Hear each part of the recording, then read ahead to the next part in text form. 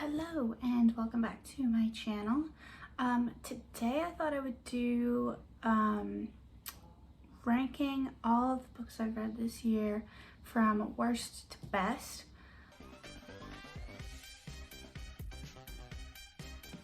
So this year so far we have read 17 out of 40 books.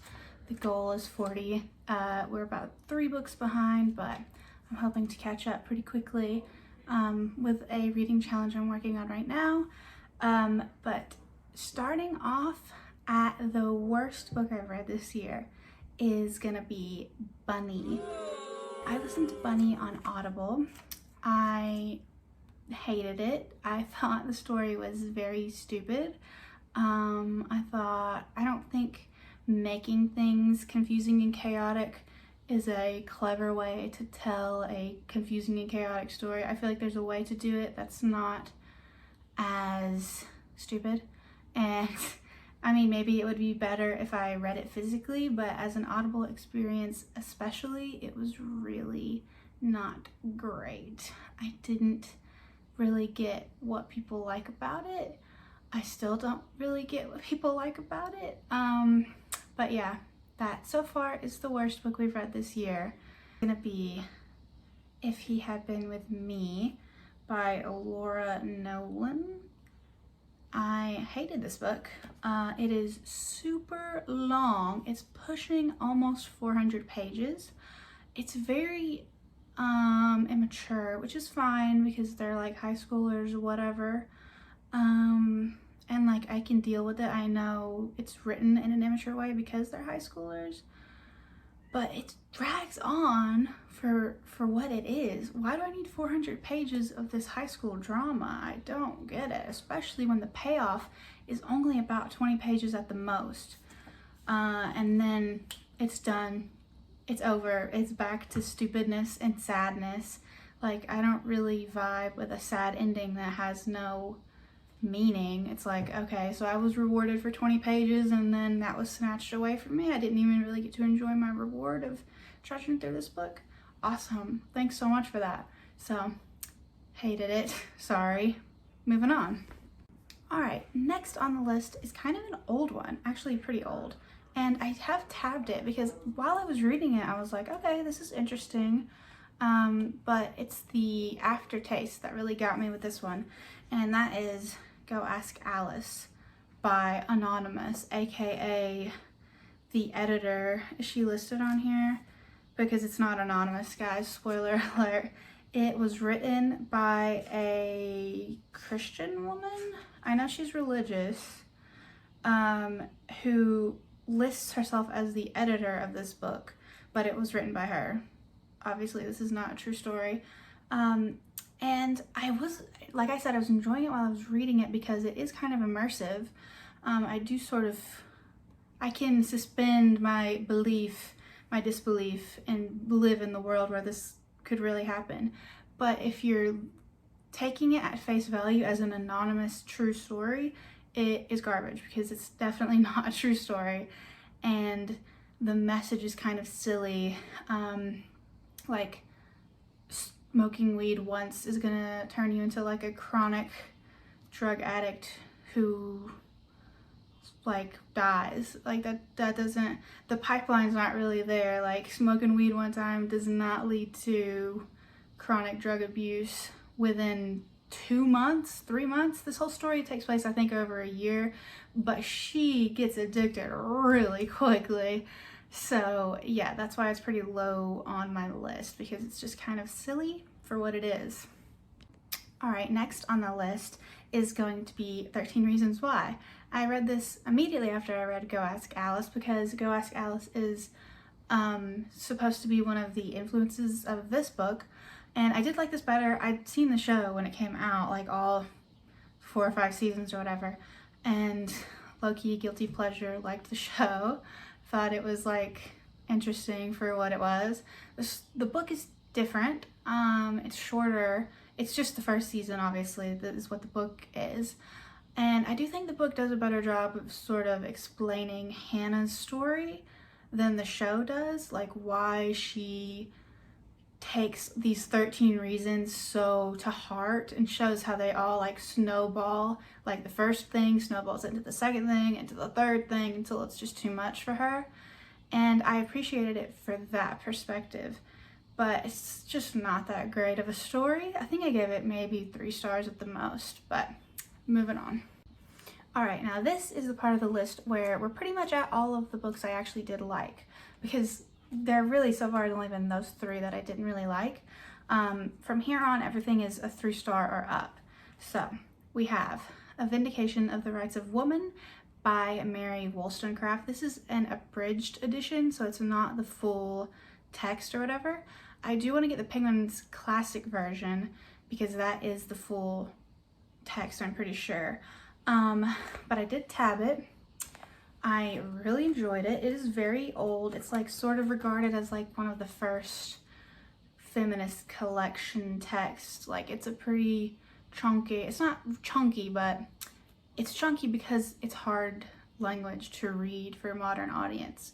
But I thought it was excellent. I would say it's like 3.5 because it is super old and it's obviously outdated, and it's preaching towards one group of women, and that would be Enlightenment era middle class white women. So it's not super relatable to all classes and groups of women, but for what it was during the time, like this was major back then. Like girly was putting in work back in freaking 1792. So I gotta give her props for that and for inspiring future feminist authors and leaders. So there we go.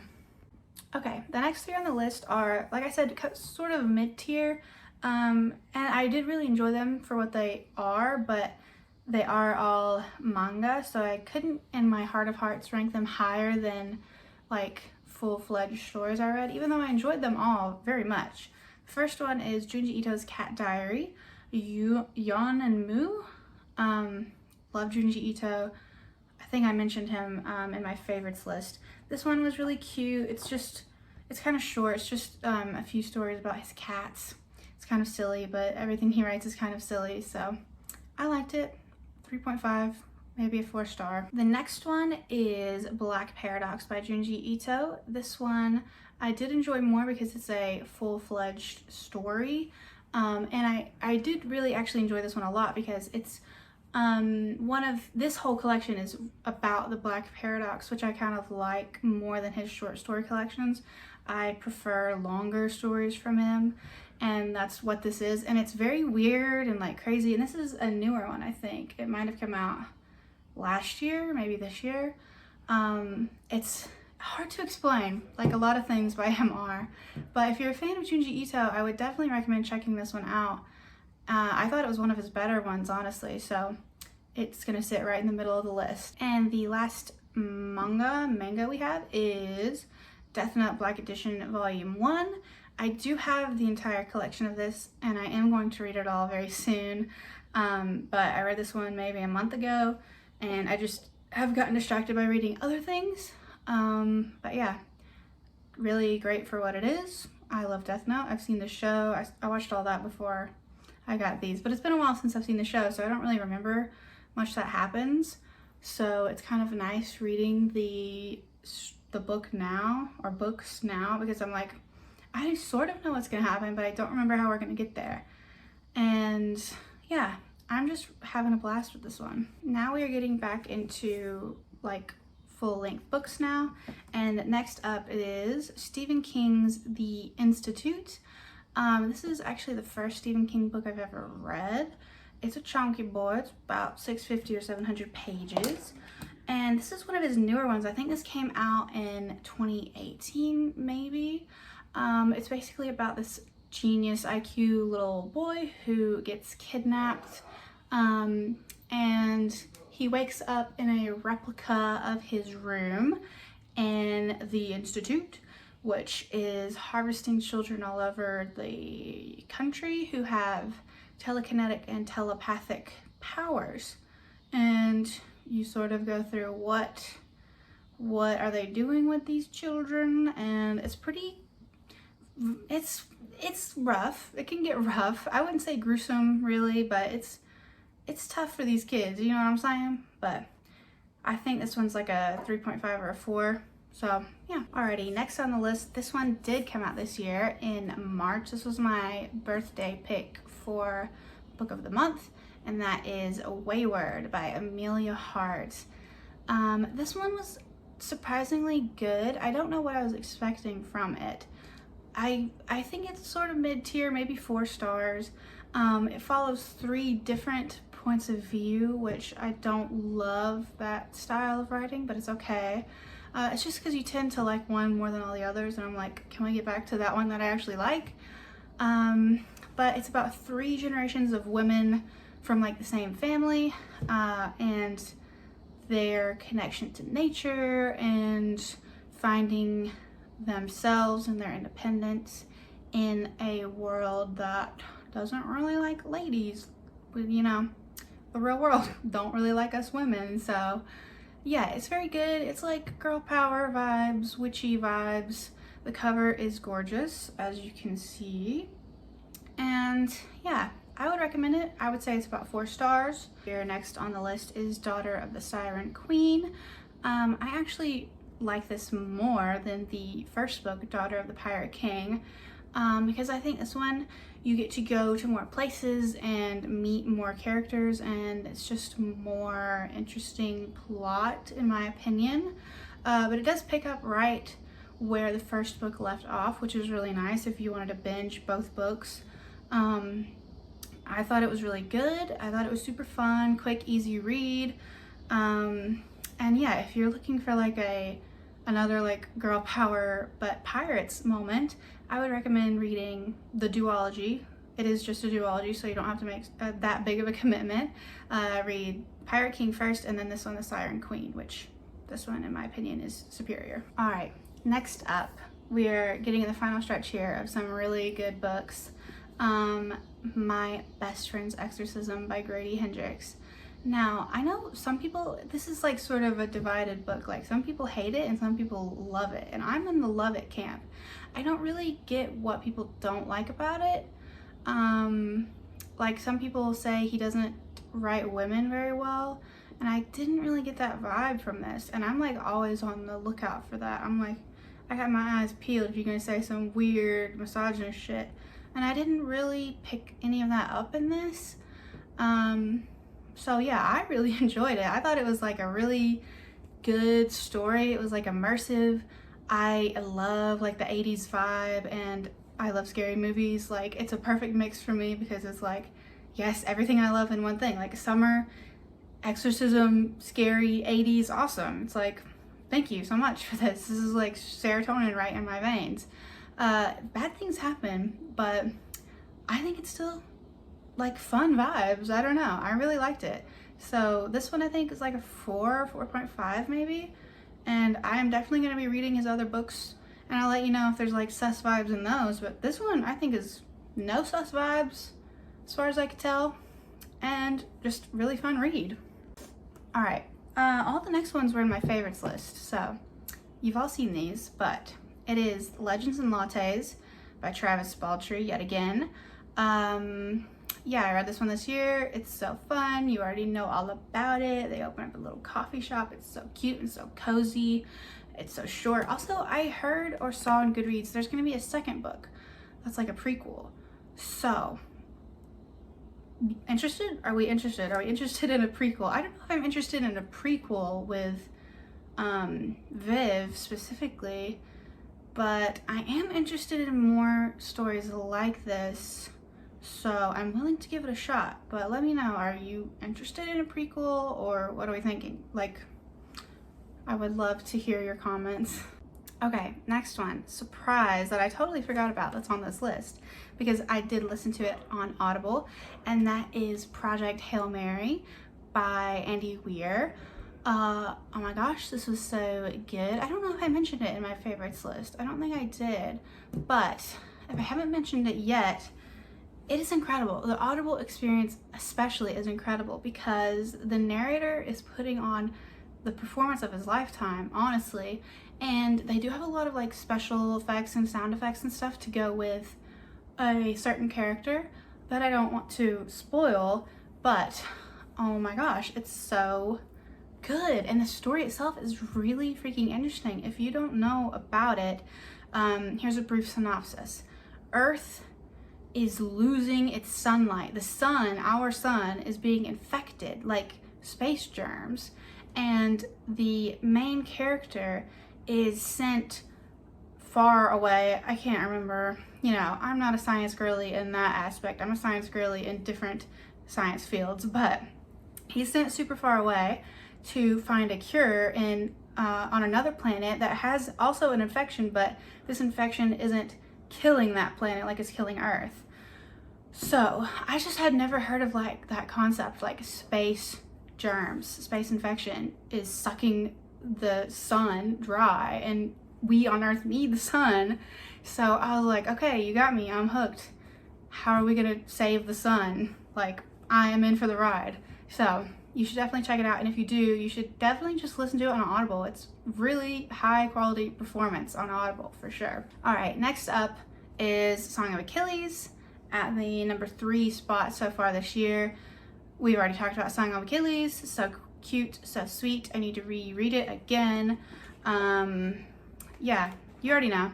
Achilles and Patroclus, lover boys, so sweet. Moving on. All right, and number 2 so far this year is Circe. Circe, we already know, she's a queen and a goddess. Not literally a queen, once again, just a goddess. But there is a theme between number 2 spot here with Circe and the number 1 spot, and that theme is badass female main characters. I love that shit. I eat it up.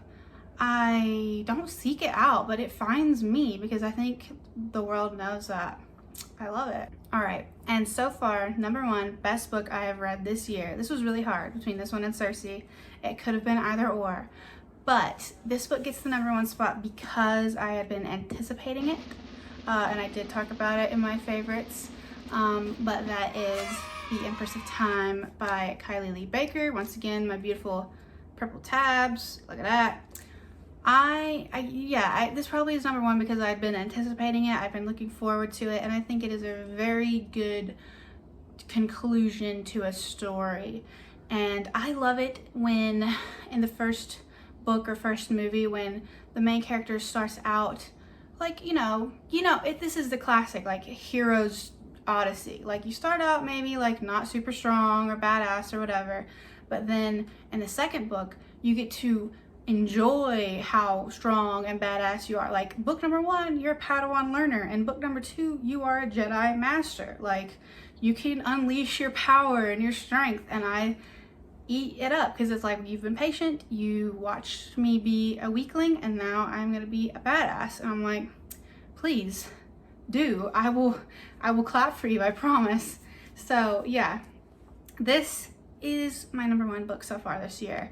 I will let you know in our end of the year wrap up if anyone beats her out, but it's not likely, honestly. I can't really think of anything that could beat her out, but we shall see. All right, that does conclude our ranking every book I've read this year, worst to best.